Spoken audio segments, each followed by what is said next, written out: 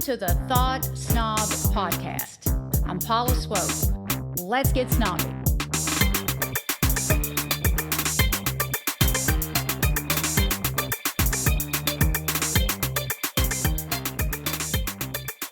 Thank you for tuning in to the Thought Snob Podcast.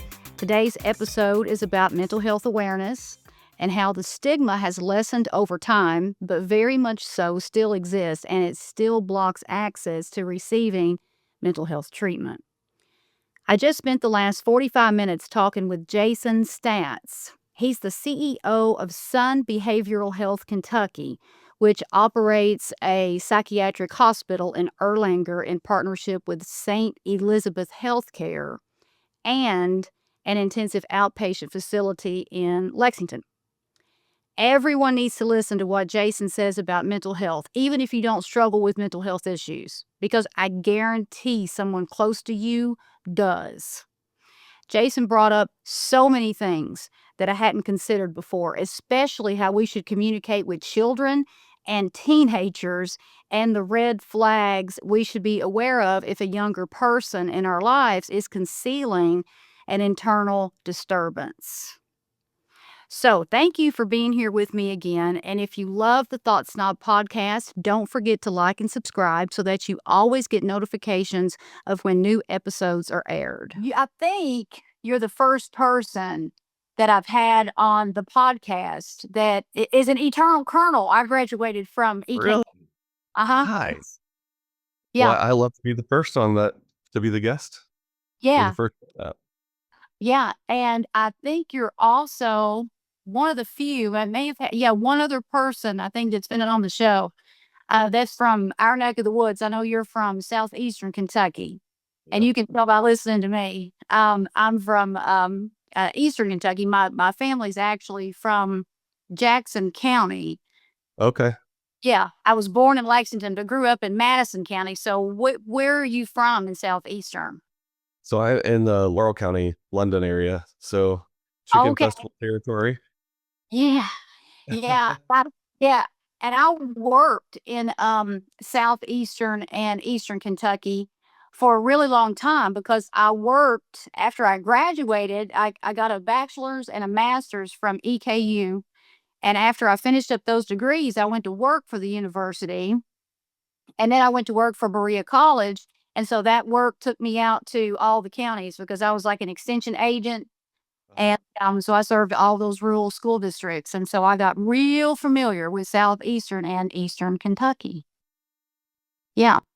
There's a lot of land back there beyond the interstate. Once you get off the interstate, especially with where I'm from in London, you get off the exit and take, the back road and start into eastern Kentucky and go down through the tunnel and Bell County. And there's a lot back in there that just doesn't meet the eye to the casual person passing through Kentucky. Yeah. Yeah. That is very true. And so I would like to, before we get into why you're, on the podcast today, I would like to just ask you briefly, what led you to the line of work that you're in right now? Did it happen to have anything to do with anything that you witnessed in southeastern Kentucky? Because there's definitely a stigma about mental health in Kentucky in general, but really southeastern and eastern Kentucky, it's very, very prevalent. And I talk about that some in my book, that I published last August. And I don't know how old you are or anything, but when I started working in those rural school districts, it was in the aftermath of the OxyContin addiction mess. And I saw some things, and I just wondered if maybe, I don't know, a personal experience led you to the line of work that you're in right now. Yeah, when I talk to sorry about that.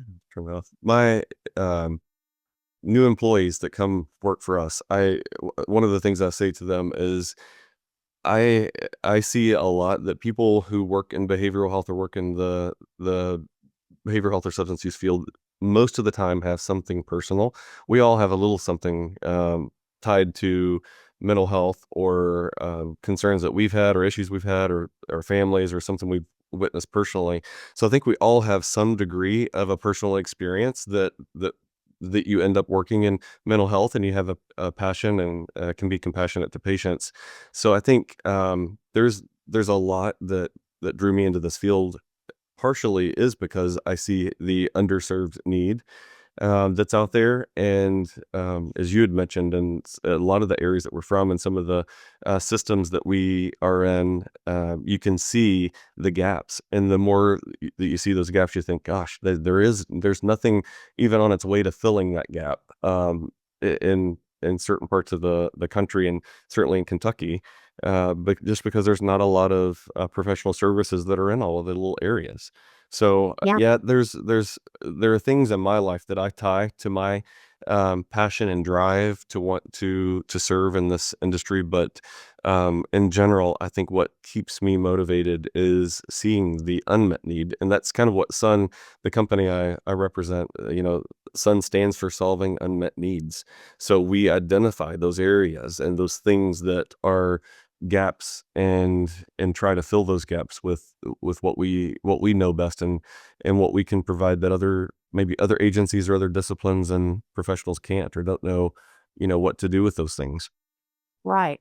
Do you often see that access is affected by the stigma here in Kentucky? Because so many people, it's like they're embarrassed or are ashamed to seek mental health. And I Yeah, mean, my grandmother had serious, serious mental health issues, and it is swept under the rug.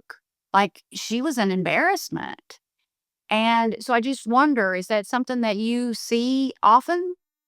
it is. And it's not just, and so that culturally isn't just in isolated areas. That I think 15, 20 years ago, it was the norm for mental health to exist in kind of the shadows and in the backdrop. It was there, we all knew it, but no one really talked about it. No one really acknowledged it, and hoped that whatever issue the family or whoever sees kind of takes care of itself on its own without really having to outwardly address it. And I think over the past, 10 years or so, we've seen a great movement forward in that. And I think in a lot of ways, maybe still not those isolated areas, but as a country in a greater perspective, I think we've become used to making the centerpiece of a conversation around mental health, or, and I think there's a lot that went into that. But um, all that to be said, it's becoming more, to our awareness, but we also see the pendulum swing in some areas where we're so used to talking about it now that it's not really viewed as that big of a deal. And so we might even discount what we're seeing because, oh, well, everyone feels a little bit depressed around this time of year, or everyone is talking about, having some pretty severe thoughts, or, expressing some pretty, specific opinions and concerning behavior. So we may underestimate those things because we've gotten used to it now. So I think we went from a space where we were almost scared to talk about it or didn't want to because it was so uncomfortable, to now it's almost at a comfort level where it's so comfortable that we're ignoring it, or don't see it as much of a clinical cry for help sometimes when it is. And then somewhere in between, I think you have the people in the isolated areas that might have um, not been exposed, or maybe aren't so social media driven, haven't really gotten to a point where they're even moved from 15 to 20 years ago. So they're still sitting where we left them. So I think there's a varying degree of stigma and acceptance out there. But in general, I think we've come a long way. Yeah. And I had never thought about it that way before.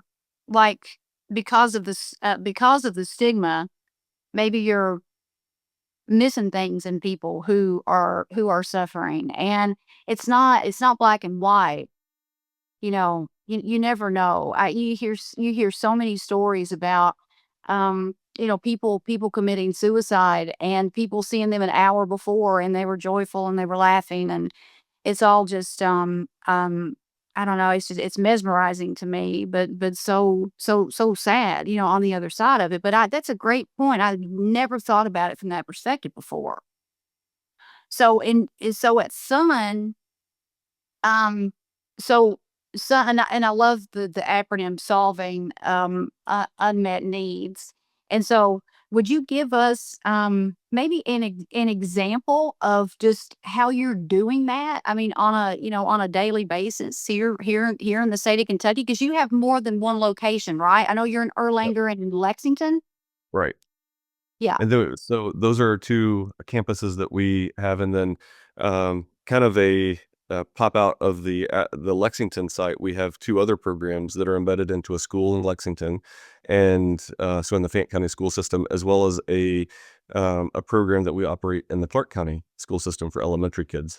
In us solving, and I mean, it's an example of us doing that here in Kentucky would be probably just that our specialty and what we do is the higher level of services. So when people get to a point where it's outpatient's not working, it's not safe for them to operate seeing a clinician once a week or once a month or however they are doing it. When it rises above that, that's typically where we step in. And so we step in at more of a intensive outpatient and then up. So intensive outpatient, partial hospitalization where they sleep at home at night, but then we treat during the day for 5 days a week. And then inpatient, obviously. And so inpatient, we have um, programs for 5 to no really upper age limit on that for inpatient. And then in our outpatient services, what I would say is a great example of us solving an unmet need is the stigma that kept parents and teens from coming to our services because it was unfamiliar. It was at an office that they are unfamiliar with, and our services are higher levels of care, so they are with us several hours a day. And so it was the unknown and the fear of the unknown and not being willing to be the person to take their kid or to seek that kind of service out. So we tried to break through that by offering that level of care on site at school. So for instance, that middle school program we have in the Fayette County school system, it takes our service and provides it in a space where kids are used to being. They're familiar with the hallways. The atmosphere is something that they are not threatened by. And it's a service that they would not otherwise probably get because of a few things, because of the just not wanting to engage out of fear or stigma, transportation of the parents in logistics of getting them to and from our service, and then coordinating the whole school piece around that. So we've cut through all of that to say we transport them within the school system and get them to this particular site on school grounds in a space that they're comfortable with. The parents are less um, out of the norm, and they're a little bit more accepting of it that way as well. And so really to the parent, it's like just sending their kid to school, and to the kid in a lot of ways, it's like them doing a normal school day, except they're getting this treatment while they're there. And so that's something that I would view as an example of what our company kind of puts forth, is to think about strategic ways and thinking outside the box. And another way that we've seen a challenge in mental health is the generational gaps, and symptoms don't necessarily look the same today as they did, several years ago, because of all of the changes in social cues and social media. And so sometimes we have teens or kids that are raised by someone who's not just one generation, but sometimes there's even a generation gap between them, like a grandparent raising a grandkid. And things have moved so quickly over the past couple of years um, that sometimes following that closely enough to where there's a good connection between that caregiver and the kid, that's a barrier. And so those things we try to focus in on and find ways to step in and offer more help in those gaps. Does that make sense? Hmm. Is that a good No, example? it makes total sense. And I've been making notes here as you're talking. So, and you said something that you said several things that caught my attention. So the generational gap, you say that the symptoms look different. That's interesting. So So, for just traditionally, when a kid is experiencing, let's say a 5-year old, 5, 6-year old, when they're experiencing anxiety, it doesn't necessarily always look like the adult anxious person that we see. It may look volatile, explosive. It manifests itself differently, although what they're experiencing in the trigger may be to an adult, how that looks outwardly would be anxious, and you might see those traditional symptoms of anxiety. But in a kid who is maybe in kindergarten or preschool, and they're acting out, and they would look like a behavior problem or a behavior disorder, that the layperson would say, we have this behavioral issue that we're dealing with, when in reality it's a psychiatric issue that's manifesting itself and looking outwardly like a behavior problem. Uh-huh. So that's always been a thing that we've acknowledged and existed. But the generational gap that I think has gotten worse recently, or more prevalent, is how kids are experiencing social cues and social impacts silently. And so they've always been secluded from adults and not really sharing. But that used to be for the time that they were in school or out of your sight. But when you were with them, you could see visually their interaction with their environment. We don't see that now because it's often in their phone. They are silently having a social interaction where it could be triggering them inside. They don't want mom or dad to know that what's going on their phone, but it could be that whatever social interactions taking place, that they're either really getting upset or anxious, or maybe they're feeling judged. Maybe someone's commenting on their pictures or their whatever they've posted online, and maybe they're back and forth into it and get really emotional, and it could be escalating right in front of someone who's a caregiver that doesn't know, because they're not outwardly showing those things. And whereas, 10, 15 years ago, you would never think that someone who's home for the day from school is continuing to have a social interaction that's bothering them.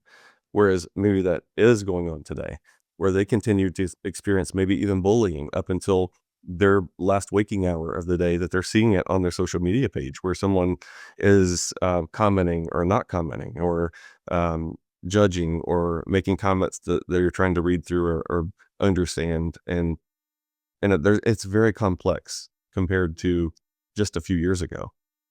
Does that make sense? It makes total sense. And I'm just sitting here thinking about the way things were when I was in school, because I'm 48 years old, and nobody, not one time, ever mentioned mental health to us. Nobody ever mentioned anxiety or anything, trauma, or any type of mental illness at all. And Yeah. I had debilitating anxiety. I know that now. I didn't in the first grade and in kindergarten, but I got into trouble for it, because they looked at it, like you said, as deviance or defiance or whatever, when really it was anxiety. And in this day and time, it's incredible how far we have come with that, because now, I have a 14-year-old stepdaughter, and she is very aware of mental health and anxiety, and her friends talk about it. And then my cousin's daughter um, is 10, and she is very open about talking about how she has anxiety. Well, we never ever use that type of language when I was in school. It's unbelievable. Yeah. And so what you're doing, truly, not to sound cheesy or cliche, but you're absolutely, absolutely saving people's lives. And what you said, oh my God, I'm going to have to pay closer attention seriously to my stepdaughter when she's on her phone. You're right. They can absolutely conceal that. I mean, something could be going on internally, and the parent would never know. Are there any? Do you? I mean, like, common maybe clues that, I mean, anybody listening that has a child and this might be going on. I mean, any kind of clues they can look for that you see that are red flags. When we're talking with parents, it it really comes with building the rapport along the way, and creating the space with that kid that they can be open and honest with you, the more need to conceal their response or their interaction with the world is really where it gets dangerous. If they are in a comfortable relationship with their parent, caregiver, whoever it may be, and they're open about whatever's going on, one, they feel like that they understand it and that they're not going to judge or um, make it a difficult interaction if they share it with their adult.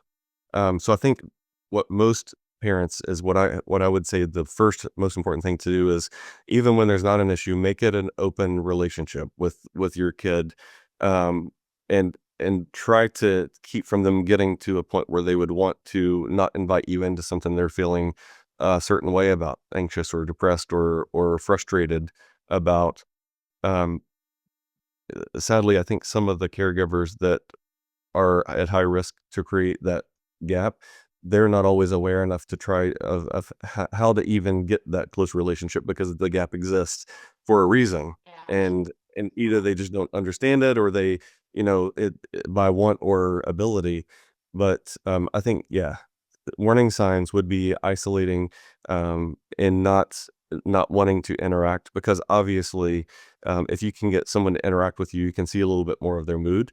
But if they're just quiet and we say, oh, well, little Joey is in his room again. You know how he is after he gets home from school. He doesn't want to even see us. He won't even come down for dinner. So the more interaction that we can probe and get in and interact and interact with them, we know that they're not getting influenced by something else at that very moment because we're interacting with them. You can tell. And so then you can get a little bit more of a feel. I think it's when we allow them to get more isolative. And when they start to isolate more, we lose the picture of what's going on with them. It's already a guessing game with Yeah. adolescents, so Yeah, it that is. makes it worse. Mhm. It absolutely is, and so if there's a parent who's listening and their child is becoming, more and more isolated, and as I ask this, it's I know that this answer is there's no way it's black and white. I mean, I'm sure there's a big gray area, but if there is your child is isolating, do you force it? I mean, is it a bad idea or a good idea to try and force them to talk to you? E Forcing probably doesn't even work that well, because what teens are gonna do, they're gonna resist. So if you try to overpower them with you're gonna do something, they are in a spot in their world, especially in teens, where they are in development's a little bit plays into that too, because they're in a developmental stage where they are trying to navigate the world independently, and they want independence, and they don't want you to force them into doing anything they don't wanna do. So it's kind of tough to force it. One of the skills we try to help parents with is to roll with the resistance and not meet that stereotypical what they expect of you, because rapport really comes with you not being that stuffy adult that's going to try to make me do something I don't want to do. It's probably going to come easier if you roll with the resistance and say, you don't want to talk, that's fine. Roll with that and lean into whatever it is instead of trying to force a message into or onto the kid, to maybe start with where they are and give that a benefit of the doubt that if the kid is thinking something or if they're saying something that just doesn't make sense to the adult, don't don't resist it from the beginning. Say, oh, well, and help me get there, because and give it credibility, um, and then through the conversation walk them through, and then you can both walk out of that false belief or that belief that's not really rooted in reality, instead of just resisting it from the beginning and coming off as a stuffy adult who's trying to tell them how to think. Huh. Try not to know all the answers and try to treat the kid like they have answers, and because they do, they know what's best for them and they know what's going on with them, and they have those answers. And sometimes we don't give the kids that credibility and validate where they're feeling frustrated or upset about something. And um, the worst thing, if a teen is going through a relationship issue and they're in their room crying, a parent comes in, sits down on the bed beside them. The last thing they should say is, I know exactly what you're going through. I went through the same thing when I was your age, Hmm. which is what we're kind of geared to do. We want to do that. We want to empathize, but But to that kid, there's no way you know what's going on with me. You're old. There's no way. And I so, like, got that advice. Okay, yeah. so the best way to go about that is to sit down and say, I I have to admit, this feels like the world's crashing. What are you going through right now? And starting there instead of I know what's going on, and I'm gonna fast forward you ahead of time. You shouldn't be worried about this because you'll have a dozen of these type of situations. It's all gonna be fine. I promise. Look at me. I'm all good. And I went through these same things, and that really creates the divide. Does that make sense? Um, Yeah, it tears apart the hierarchy too. Because as adults, we can see things that younger people can't see, and things that, I mean, to me, a lot of things are just absolutely cellophane, and I have to Yeah. bite my tongue a lot to not come in as this big, authority figure. But when you're up here at the top of the hierarchy and you're looking down at anybody, it never improves communication, whether that is with parenting, friendships, in the workplace, wherever that is. When you become superior, then the communication just fails at some point, or the relationship is not as strong at some point. So that is really, really great advice. And I have been guilty of saying those things, but I won't ever do it again. Same. And I'll catch myself in the moment because that's what we're trained to do. We're trained to empathize. And as adults, you want to hear somebody knows what you're going through. And if you go to an adult support group and you're sitting around with it, they get power out of, in the group, in the conversation, by knowing that someone else gets it. Mhm. But in adolescent, they're in a stage of development where they can't empathize with you because they don't have the life experience or the same experiences, so they don't think it's possible that you can actually understand the depth and the complexity of what they're going through because they don't have that same skill, at that point in their life yet. Right. Right. So I was looking online earlier. I used to be a grant writer. I was a grant writer for years, way over a decade. And I used to be really up on my Kentucky data. And it's been a long time since I've looked at a lot of the statistics in Kentucky. And I just did a quick search earlier because I knew I was going to be talking to you today to take a look at what the mental health is looking like in the state of Kentucky. And I found a number, and I don't know if this number is spurious or if it's legit, because I know that you can't always pay attention to those percentages because there's so many different variables. But I saw the same number pop up a few times, and it says that 23.5% of the population in Kentucky has depression, and that we're ranked third in the U.S. for depression. Do you see that at Sun? That would probably be in the ballpark, yeah. Mm. Yeah, and depression just really, I feel like it looks a lot different for people. I feel like that's something that can't be put in a box, Right. you know? Um, and I think that a lot of people, and this just goes back, I think, to the issue with stigma and awareness. People don't maybe realize that they're depressed. And so and I'd like to get into just, real quick, because you already touched on this a few minutes ago, but because that depression statistic is, I mean, significant. If somebody's listening to this podcast, right now, and they're thinking, maybe they are depressed, or maybe they, have some of those symptoms, and maybe it's not all the time, or maybe it is all the time.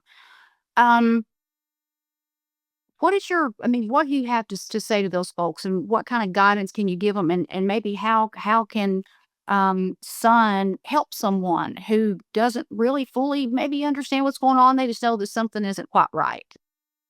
I would so, despite what I just said earlier, to say that you're, um, not alone, and it's not uncommon. So there are, because especially when we interact with people at our level, sometimes they've lost the hope that things could get better or that there's a light at the end of the tunnel.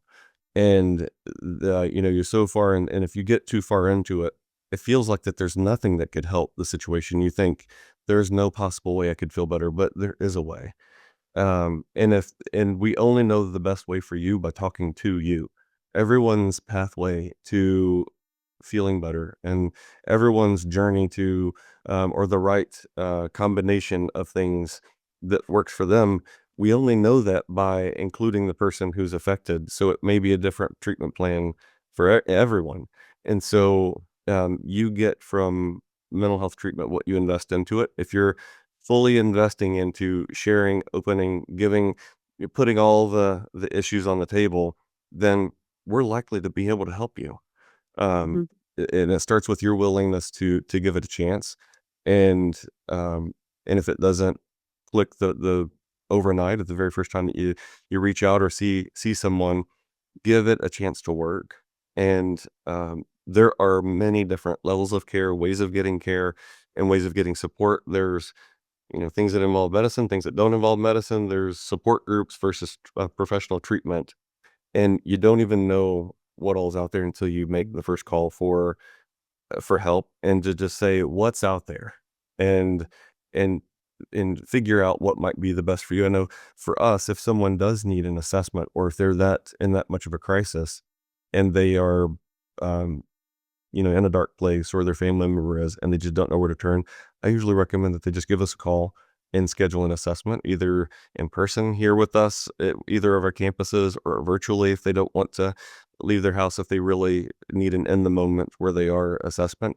I would start by giving it a chance to see what's even recommended for you before you decide you don't want to try treatment. Um, and I wouldn't I would really avoid trying to self-diagnose and try to self-navigate. We do that a lot. The more technology is put symptoms and a lot of information at our fingertips that can be taken out of context and applied incorrectly, and in a state where we're not thinking clearly or at our best, it's not the best time for us to be self-diagnosing and trying to find our symptoms on, a website or whatever. Even though those things might be validated and applicable, what we do with them and how we treat them might not be as accessible as the symptom itself. And so I would just always recommend someone, if they're struggling, just to give a confidential assessment a chance to see what we recommend for them.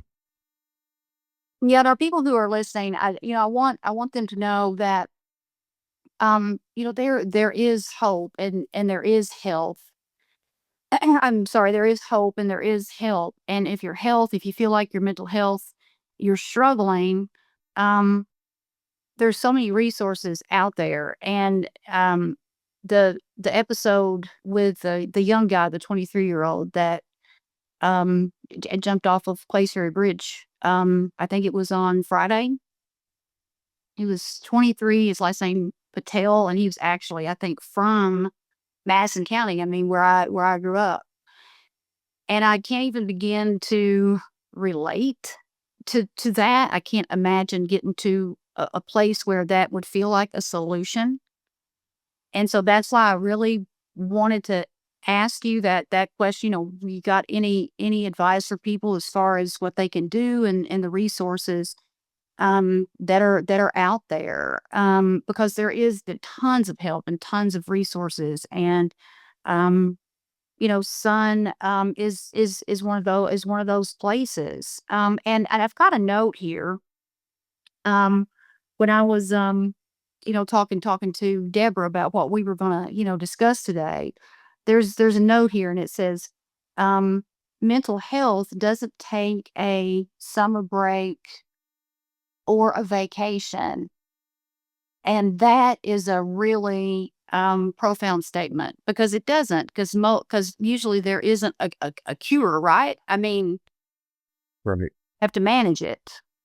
And especially when you're talking about kids and adolescents, they are in front of professionals, maybe not healthcare professionals, but they're in front of professionals during the school year.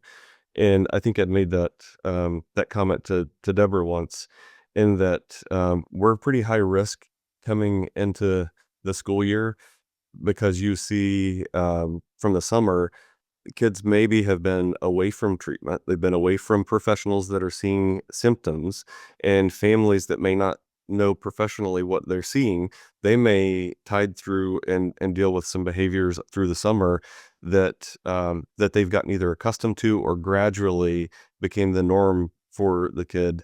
Whereas a professional seeing that from the outside perspective at school may immediately refer and say, wait a minute, we need to take a pause. I need mom involved and we need to get an assessment. That's not happening over the summer. Mm-hmm. We're getting through the day to day, and that may be progressively getting inch by inch a little bit more unmanaged through the summer if they aren't seeing an outside professional all summer. So if someone's on for instance medications and they're not seeing their medication provider for 3 months, or if they're doing school-based therapy and they're seeing someone at school 3 days a week, and during the summer they don't see that person, they start to manage those things on their own all summer. And it's up to the layperson caregiver to be able to know what to do with that. And so I think that's what she may have taken that from a conversation we were having. And what I was impressing at the moment is that we offer treatment, and we'll take this, and it's Mental Health Awareness Month coming up in May, but that's a great space for us to make it apparent to parents and to teachers that summer services may be something that they may not need it today, but let's get the information over to them so they know where to go when the school counselor's not going to be in for them to talk to, or the teacher is not going to be there to prompt to say things, because as a parent, they may think, that bothers me a bit. But, I know my kid enough. I think I'll watch it for a little while. Whereas a teacher may say they don't know their kid that well. And that may come off at face value a very concerning symptom, where that interaction may validate the parent enough to say, yeah, I think I might need to take them for an assessment. Whereas by themselves, they may talk themselves out of it, and let it go a little bit further. So we're going to try to use May to make awareness, a thing for us with parents and caregivers, or maybe primary care offices, people who might see children and teens through the summer, so they know still that there's resources out there available Mm-hmm. to them. Excellent advice again. Is there anything else that you want to talk about, son? Any unique aspects or new offerings or anything you want to highlight? I think the newest things that we're doing are partnering with the school systems and making our services accessible. We are, obviously a company that believes in growing with our community. So we're not a service that this is what we offer and this is what we're always going to offer. You'll probably see us grow and develop service lines. For instance, we have an adult trauma program that we run in our Erlanger campus that specifically helps people that have been through a very traumatic experience, and that's what's keeping them from really succeeding in their symptom and the work on their progress. Those types of unique niche programs, those are the things that we'll probably continue to do as we grow with we're newer in Kentucky as well. We've been here since 2018 at this, in Kentucky, and we're still, in the grand scheme of things, in infancy when you look at developing and being part of the community. I think we have a lot of growth ahead of us. So overall, I think that's probably all on the sun side that I was hoping to go over. I would like to draw attention to something here, just in case someone's listening and they were or they're like I used to be, just pretty I used to be very uninformed and unaware about mental health issues. And when you mentioned your adult trauma program, and this may be hard for you to believe, but I swear it is the truth. I did not know anything about, I did not associate trauma with emotional trauma until I was in my late 20s. Wow. I never, nobody, I didn't know. Like, I was always associated that with physical trauma, not emotional trauma. And the more that I educated myself and the more informed I got and the more aware I became, well, I was absolutely ridden with emotional trauma. And it's not just, I think, a lot of people associate it with just PTSD in veterans, and Right. that's not the case. Uh, complex PTSD. It comes in all different shapes and forms, but when what boils right down to it, no matter, and I say this all the time in my line of work, no matter who you are, where you're from, how you were raised, you have got some type of trauma. And unless you are aware of it, you can't do anything about it. And it will Right. cause so many problems. And I speak from experience. When I released emotional trauma, and it's an ongoing thing. It's not like any of us are fixed products. We are not. Nothing is fixed, and so everything is. I keep working on myself every day, but when I release the bulk of that emotional trauma, my entire overall health and well-being improved. And I just wanted to point that out because you brought up the adult trauma program. And a lot of people do just associate that with just PTSD and veterans and one-time things, and that's not the case.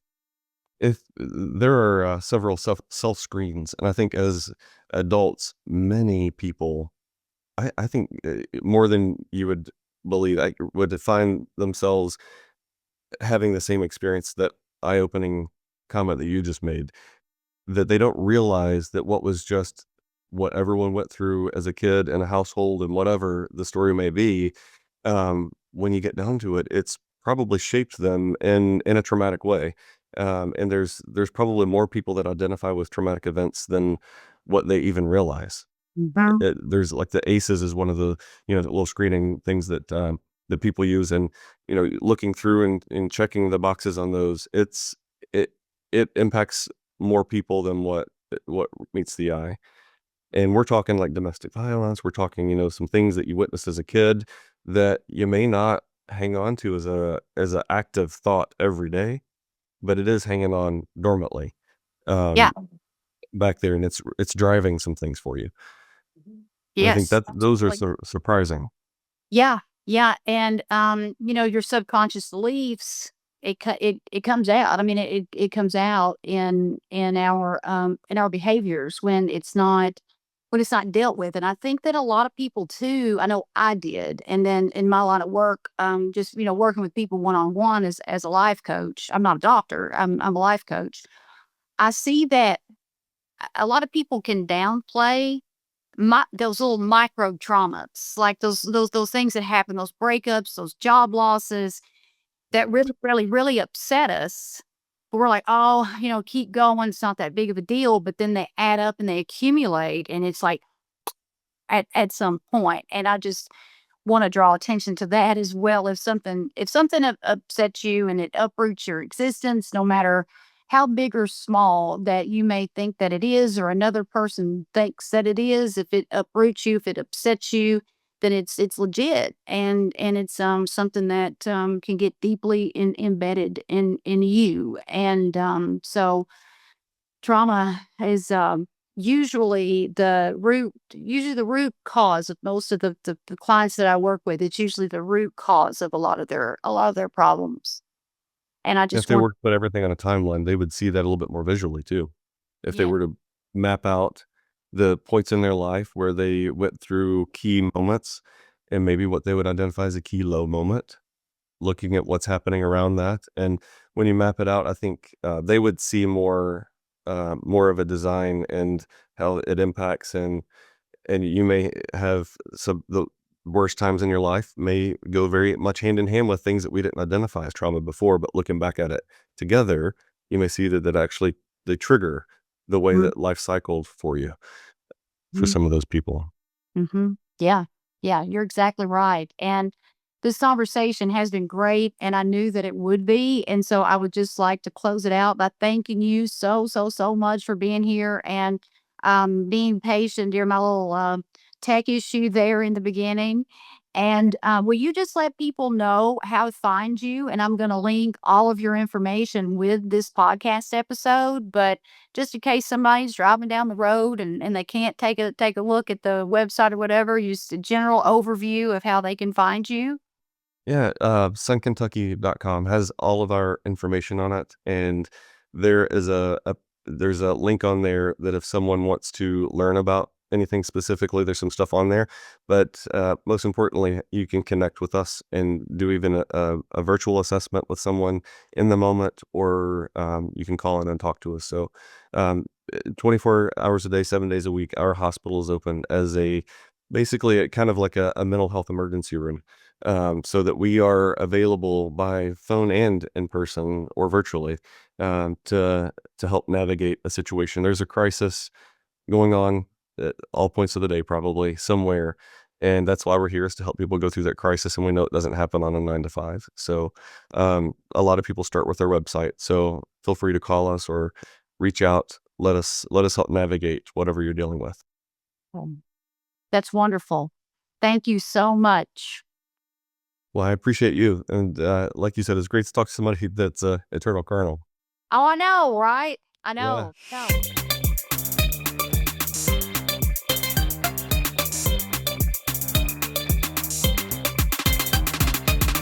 The Thought Snob Podcast with Paula Swope has been brought to you by Thought Snob Media in association with Special Purpose Studios. All production, mixing, and sound engineering by me, Will Swope.